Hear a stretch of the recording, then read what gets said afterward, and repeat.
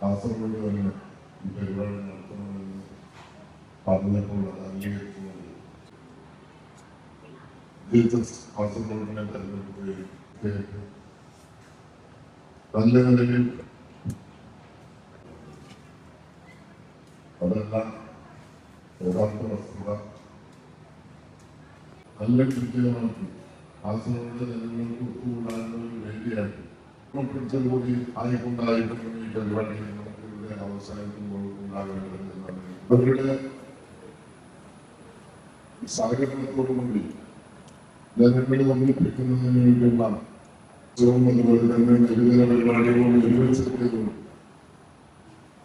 ഇന്നിവിടെ എല്ലാവരും ഒത്തുകൂടി ഈ ഓണാഘോഷ പരിപാടികൾ ഓണാഘോഷിക്കൊണ്ടായിരിക്കുന്ന ഇത് സമാപിക്കുമ്പോൾ നമുക്ക് ഇവിടെ ഒന്നിച്ചുകൂടാൻ സാധിക്കും. പങ്കെടുക്കുന്നു. അപ്പൊ അദ്ദേഹം പറഞ്ഞു, എനിക്ക് 3 അടി മണ്ണ് ദാനമായി തരണം. അപ്പൊ ശുക്രാചാര്യൻ പറഞ്ഞു, ഈ 3 അടി മണ്ണ് ചോദിക്കുന്നത് ദുരുദ്ദേശത്തോടു കൂടിയാണ്.